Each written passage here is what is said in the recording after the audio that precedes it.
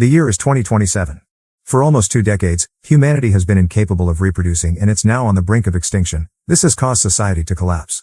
The United Kingdom is one of the few remaining nations with a functioning government, which has caused a wave of refugees to illegally enter the nation. This has brought the army to patrol the streets, catching immigrants for imprisonment or even execution. The story begins when our protagonist, Theo Farron, enters a bakery to get some coffee and hears the news on the TV. The youngest person in the world passed away. After years of struggling with his celebrity status his age had earned him, he was attacked by a fan for not wanting to give out his autograph. Everyone in the shop seems to be devastated by this tragedy, but Theo doesn't look too bothered. He leaves the bakery and only stops a few feet away to add whiskey to his coffee when suddenly there is an explosion from the shop. There's lots of screaming and alarms going off, but thankfully Theo doesn't get hurt. With an annoying ringing in his ears and still unbothered, Theo goes to work as if nothing had happened. In the office, almost nobody is getting actual work done. They're too busy crying over the loss of the world's youngest person. Theo takes this as an opportunity. He lies to his boss and tells him he's upset over the news too, so he asks permission to finish his work at home before leaving. On his way back, the train he's taken is constantly on the receiving end of stones from rebels and indigents. There also are many cages filled with refugees and guarded by the cops on the station. This still doesn't make Theo even blink. Outside the station, Theo meets with his old friend Jasper Palmer. After a hug, they get in Jasper's car and drive to his place in the countryside while discussing the bakery explosion, considering the idea it may have been the government itself that planted the bomb. They see a bus pass by, taking refugees to a camp in Bexhill. Jasper's place is hidden in the woods, so hidden that they need to stop the car and move some decoy branches away to be able to pass. Jasper makes fun of Theo for his lack of love life and his alcohol problem. He also offers him to come live with him, but Theo turns down the offer. Once they're inside the house, we learn through photos and newspaper clips that Jasper used to be a political cartoonist and his wife Janice was a photojournalist. These days, however, Jasper became a hippie and pot dealer, and Janice is in a catatonic state since she was tortured.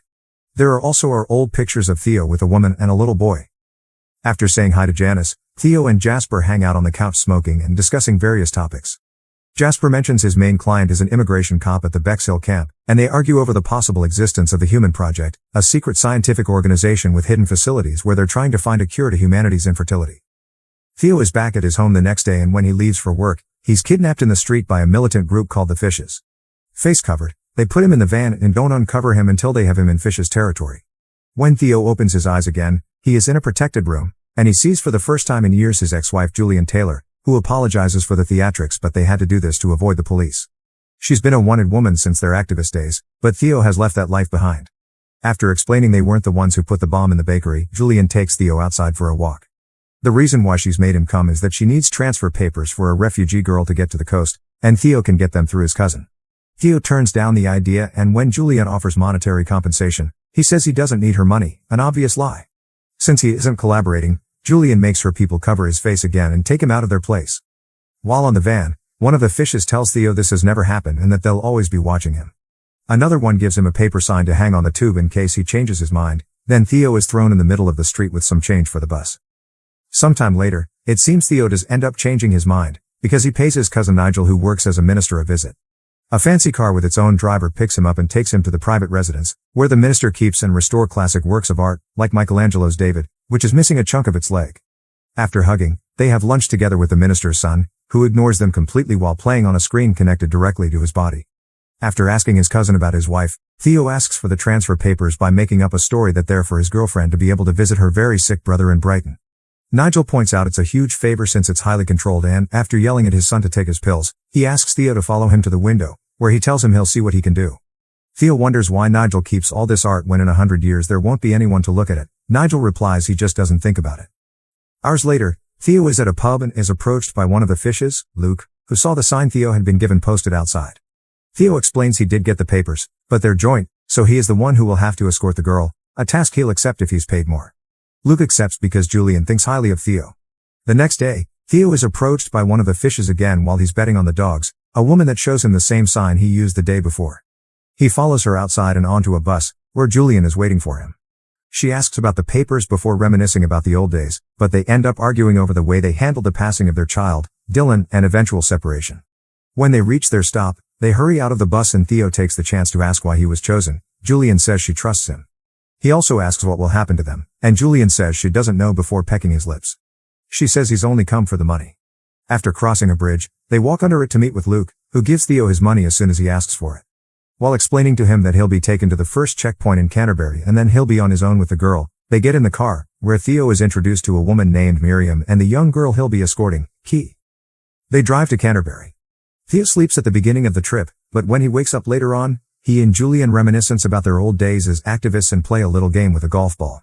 When they're about to reach their destination, they're ambushed by an armed gang. Julian gets shot. They manage to drive away from the gang, but then it's the police that arrive and chase them instead. Luke has no other option but to stop the car. However, when he gets out, he shoots both cops before returning to his place behind the wheel and getting everyone out of there as soon as possible. They stop to say their goodbyes to Julian. The two women cover the body with a shawl and pray, while Theo pretends to be unaffected until he distances himself from them, then he allows himself to cry. It doesn't last long though, because Luke quickly tells them to get back in the car so they can leave before they're caught again. It's nightfall when they reach a Fish's safe house, where the entire group is meeting to vote for their new leader. Theo asks for a ride to London, but he's told it's too dangerous and he'll have to wait until the next day. Instead, he's offered a shower and clean clothes. After washing up, he chit-chats with one of the Fishes before Miriam comes looking for him to take him to Key. She takes him to the barn while the Fishes vote for Luke as their new leader.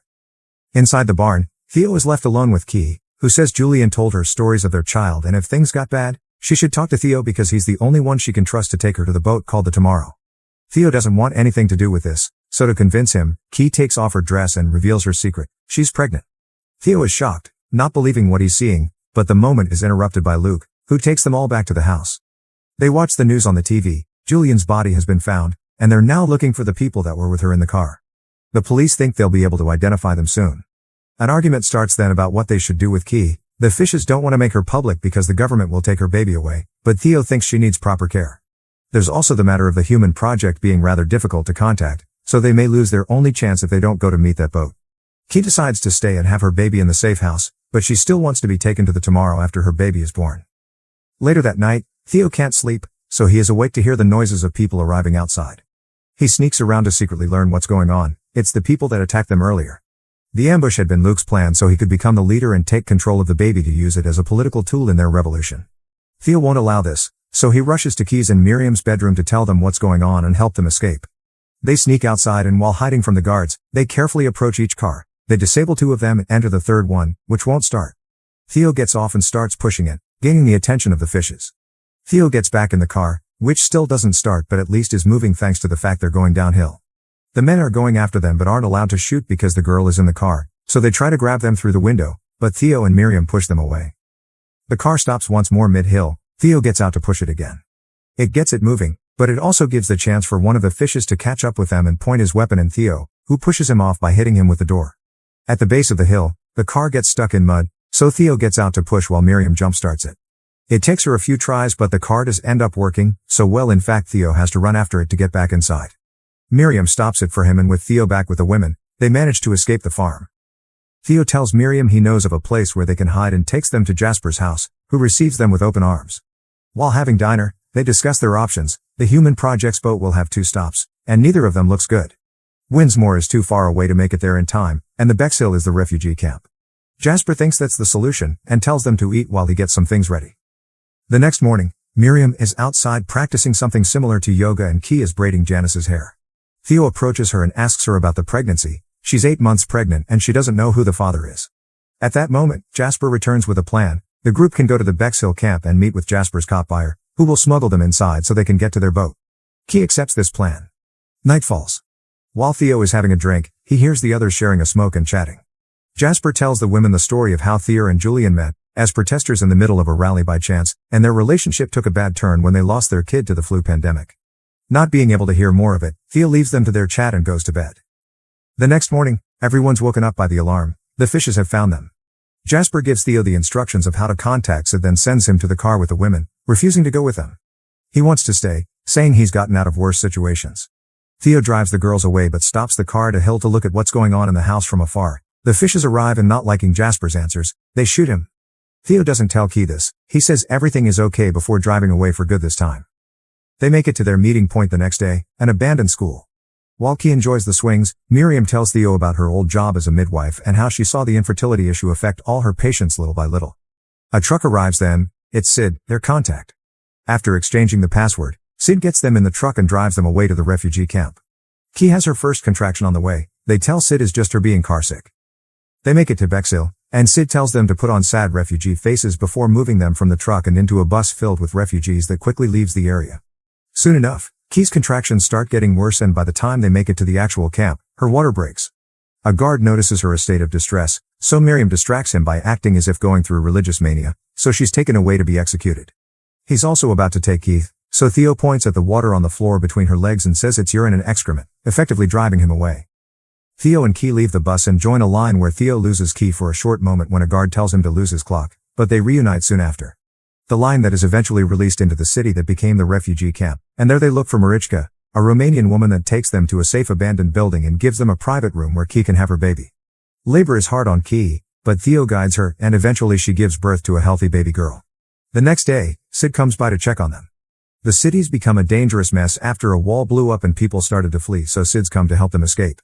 When he sees the baby, he promises he'll take them to a boat, but Marichka is against this idea, implying he isn't a good man. Sid takes out his gun then and reveals he knows there's a bounty on their heads that he plans to earn. On their way downstairs, Marichka manages to push Sid off and Theo jumps on him to get him away from Key. After Marichka hits him with a stick, the three of them start running away, with Sid breathing on their backs. They go down a hallway to reach a street, and when Sid gets stuck on the door, Theo finishes him off with a brick to the head. Theo asks Marichka about the boat, and after some confusion on her part, she catches on and starts guiding them to it amidst all the fighting between the military and the fishes. She makes them enter a building, and after showing the baby to the owner through a window, they're allowed to enter a very nice apartment. There they eat, rest and get better shoes for Theo while two elderly women play with the baby. One of the guards tells them they need to leave in an hour, so when that time passes, they put Key on a wheelchair and leave the building. They're running again, and soon they're found by Luke and the fishes. Luke takes Key and the baby with him and leaves the other fishes to shoot Theo and Marichka. They're about to do so when more military arrives, giving Theo and Marichka a chance to run from them and try to find Key. Theo gets separated from Marichka, but he keeps going, avoiding soldiers and fishes until he makes it inside a building under heavy fire. After climbing various stairs, he finally finds Key and her baby near Luke, who is trying to convince them of his good cause when a bomb goes off in the building, ending his life. Theo grabs Key and the baby and escorts them out, not having trouble leaving the building because everyone is awed by the baby. The refugees touch them as if they were a vision, and when they are stopped by the fishes, they also let them pass. While leaving the building, the soldiers who enters notice the baby and starts yelling to stop the firing so they can let them pass. As they walk away, everyone outside stare at them in shock, but the fire resumes when the trio is far enough from the building. They quickly get back to the building entrance where they had been captured and reunite with Marichka, who finally takes them to an underground passage where their boat is waiting for them. After refusing to join them, Marichka pushes the boat and sends them to the sea. Theo rows until they make it to the buoy that will serve as their rendezvous point. While waiting, Key notices blood on the boat and Theo tells him it's his. He's been shot, but he's fine. When the baby starts crying, Theo teaches her to burp her, and Key decides then that she will call her daughter Dylan, after Theo's child. It is then that Theo loses consciousness and perhaps even passes away exactly as the Tomorrow arrives to take Key and Dylan to safety. Make sure to subscribe and turn on notifications so you can watch more videos like this. Thanks for watching.